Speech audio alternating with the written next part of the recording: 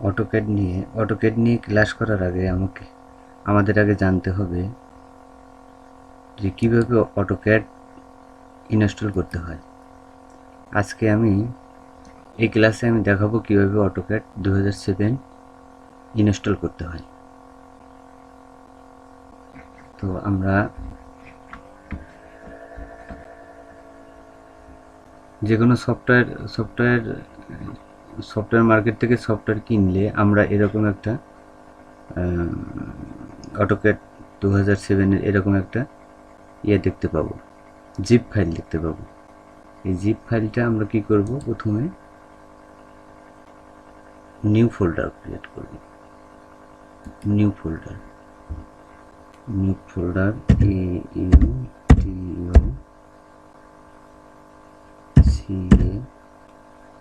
AutoCAD 3 suppose. এখন আমার এই ফোল্ডারটা এই নিউ ফোল্ডারে আনতে হবে, ক্লিক করতে হবে। এখন আমাকে এটা একটা জিপ ফাইল, এটাকে আমরা এক্সট্রাক্ট করে আনজিপ করতে হবে। জিপ ফাইল মানেটা কি? জিপ ফাইল হলো আমার কম্বাইন্ড কিছু, যেমন আমরা কোনো কিছু বিদেশ থেকে ইম্পোর্ট করলে, যেমন একটা হুন্ডা ইম্পোর্ট করব, তো হুন্ডার পার্টসপাতি আমরা ইম্পোর্ট করি, এবং পার্টসপাতি ইম্পোর্ট করার পরে সেগুলোকে আনপ্যাক করতে হয় এবং দেখতে হয় যে সে জিনিসগুলো, পার্টসপাতিগুলো ঠিক আছে কিনা। তো আমরা এরকমই একটা কম্বাইন্ড ফাইল অটোক্যাড 2007, এটাকে আমরা প্রথম আনপ্যাক করব, মানে এক্সট্রাক্ট করে আনপ্যাক করব। এক্সট্রাক্ট হেয়ার, ফাইলটা আনপ্যাক হচ্ছে।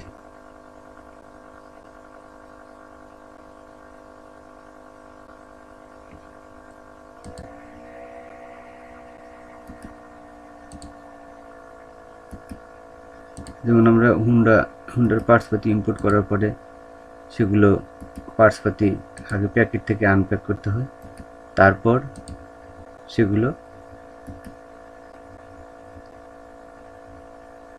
ইনস্ট্রুমেন্টগুলো জয়েন দিয়ে একটা হুন্ডা তৈরি করতে হয়। সেরকমভাবে আমরা আগে আনপ্যাক করব, তারপরে আমরা সেটাকে ইনস্টল করব কাজের জন্য।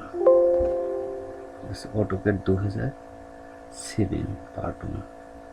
হ্যাঁ, আমার অটোক্যাড 2007 অলরেডি এক্সট্রাক্ট হয়ে গেছে। আমরা অটোক্যাড 2007 পার্ট 1 এটা থেকে আমরা ইনস্টল করতে পারবো। এটাকে ডাবল ক্লিক করি।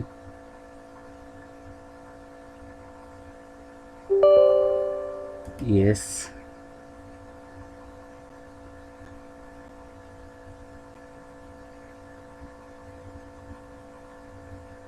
এই যে অটোক্যাড 2007 পার্ট 1, এই যে একটা আইকন, এটা হলো এই ফোল্ডারটি ইনস্টল হবে।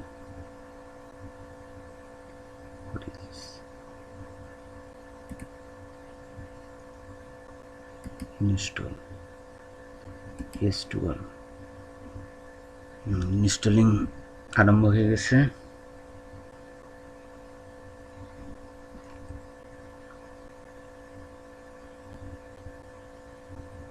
অটোক্যাড 2007 ইনস্টলিং আরম্ভ হয়ে গেছে।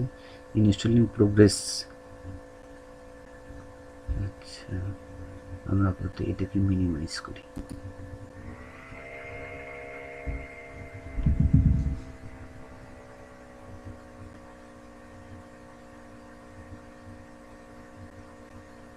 এরপর আমরা হুন্ডা তৈরি করার পর আমাদের কি দরকার হয়? আমাদের একটা লাইসেন্সের দরকার হয়। এরকম এটাও একটা সফটওয়্যার, যেটা আমরা হয়তো কোনো সফটওয়্যার কোম্পানি থেকে কিনে নিয়ে এসেছি।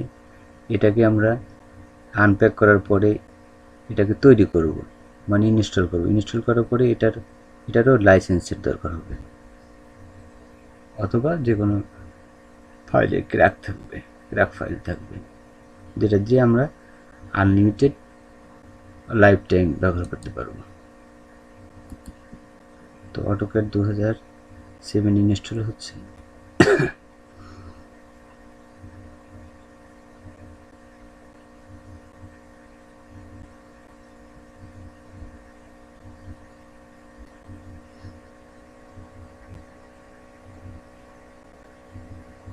এখন আমরা এই start along installation on click, install on click.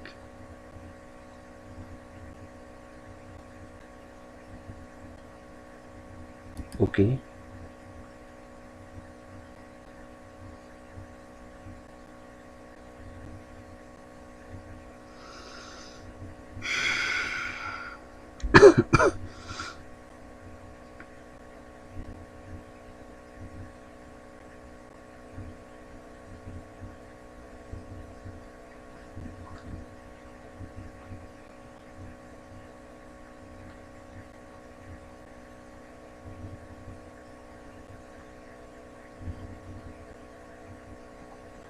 installing is running. Install Autodesk DWF viewer.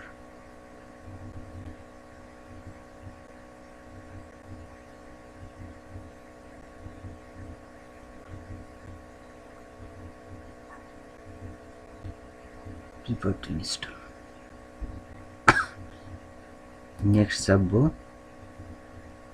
এখানে হচ্ছে আইডি শিফট না is shift, is shift licence agreement আছে, টার্মস অ্যান্ড কন্ডিশন আছে লাইসেন্স এগ্রিমেন্ট, অবশ্যই আইডি শিফট এটা ক্লিক করে next. Licence serial নাম্বারে on চাপবো, সবগুলোই অন চেপে নিব, তারপরে নেক্সট। তারপরে বলতেছে আপনার নাম দেন, ফার্স্ট নেম কি, লাস্ট নেম কি। সাপোজ আমি একটা দিলাম ফার্স্ট নেম SUMON সুমন, আমার নামটাই দিলাম। অর্গানাইজেশন কি, অর্গানাইজেশন যেটা আছে ওটাই থাক। ডিলার MM একটা দিলাম MM। আর ডিলার ফোন নাম্বার কি 00। নেক্সট বলতেছি ইনস্টল টাইপ কি ধরনের, কাস্টম না টিপিক্যালটাই বেটার, টিপিক্যালটাই ইনস্টল করব। তারপর বলতেছি ইনস্টল অপশনাল টুল, মানে অপশনাল কিছু টুল আছে, যেমন ম্যাটেরিয়াল লাইব্রেরি আছে। আমি যদি চাই যে ম্যাটেরিয়াল লাইব্রেরি ইনস্টল করবো তাহলে ক্লিক করতে হবে।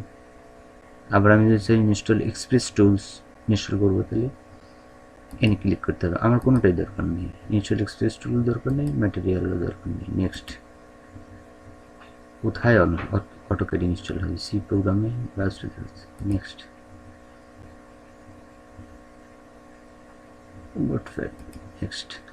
নেক্সট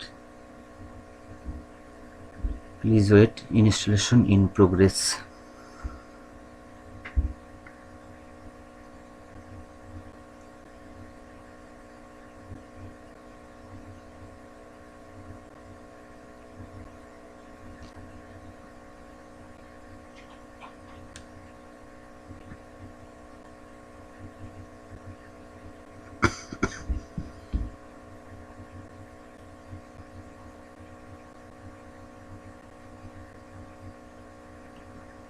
আমাদের ওয়েট করতে হবে, ভিডিওটা লেন্থি হয়ে যাবে। Please wait, installation in progress.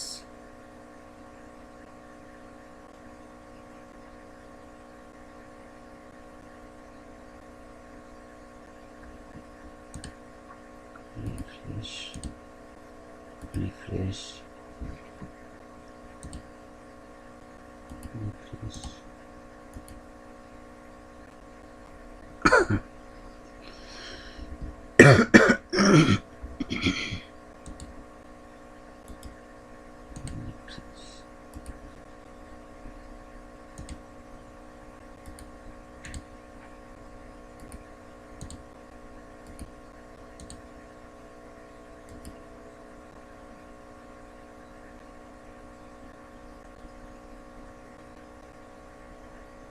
পরবর্তী ক্লাসে আমি আপনাদের শেখাবো কীভাবে অটোক্যাড ইনস্টল করার পর সেটাকে সঠিক ওয়েতে ব্যবহার করতে হয়।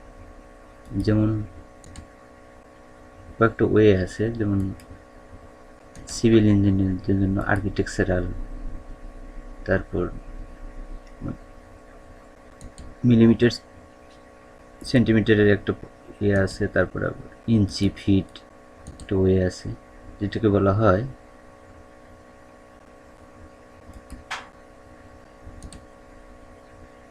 Dimension setup.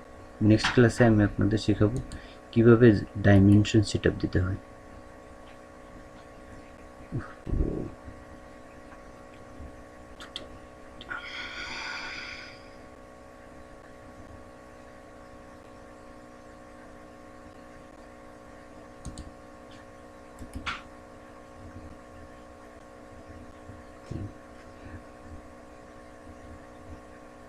Please attention progress pharmacy.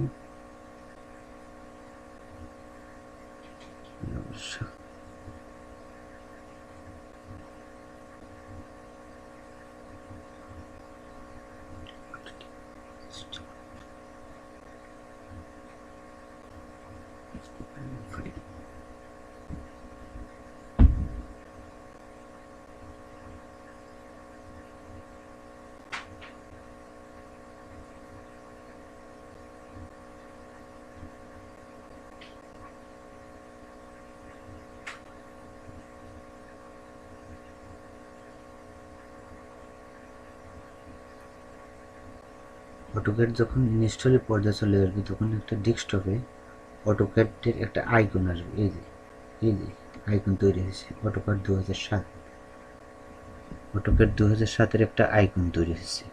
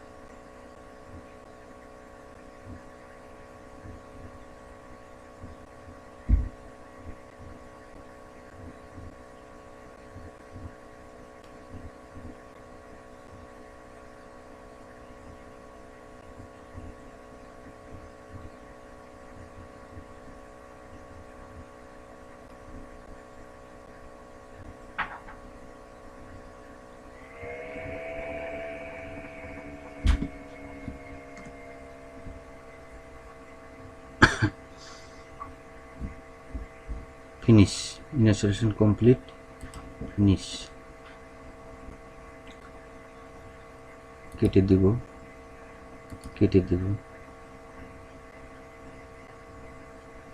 এখন যে কাজটা আমাদের করতে হবে সেটা সরাসরি যদি এখানে আমি ডাবল ক্লিক করি ওপেন করি, অথবা যদি রাইট ক্লিক করে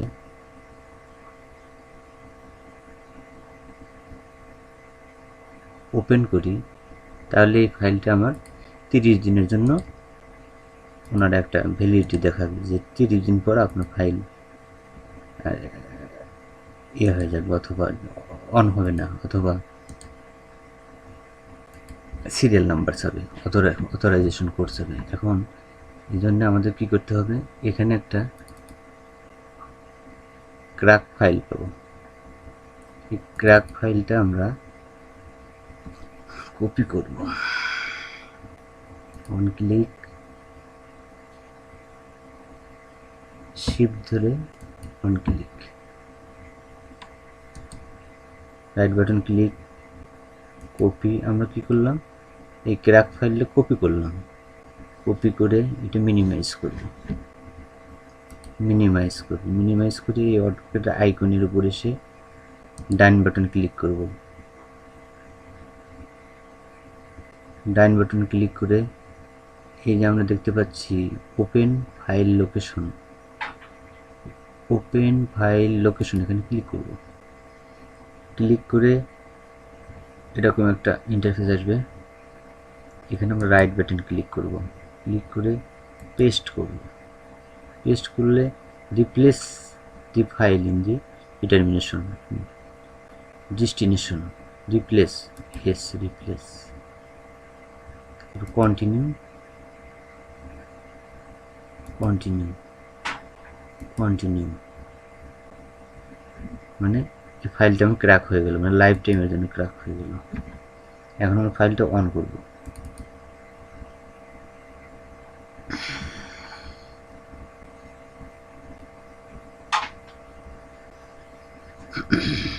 বলতেছি কি AutoCAD modelling, AutoCAD classic, AutoCAD classic. আমি এই মেসেজটা আর ভবিষ্যতে দেখব না, don't show this message again. ওকে,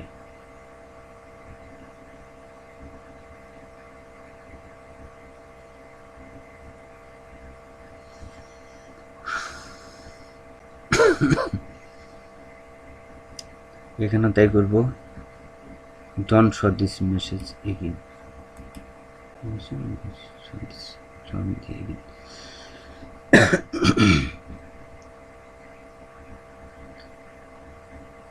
মোটামুটি আমাদের ইনস্টল কমপ্লিট। এখন আমরা কাজ করতে পারবো। ক্যান্সেল,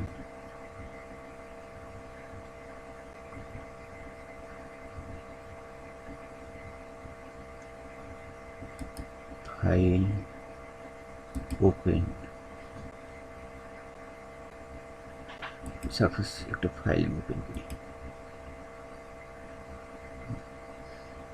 আজকের মতো ক্লাস এখানেই শেষ, এই ক্লাসটা এখানেই শেষ, এবং নেক্সট ক্লাসে আমি আপনাদের শিখাবো যে কীভাবে ডাইমেনশন সেট করতে হয়। ডাইমেনশন সেট করতে হয়। ডাইমেনশন সেট না করলে অটোক্যাডে কাজ করা যাবে না, কারণ আমাকে দেখা দিতে হবে যে আমি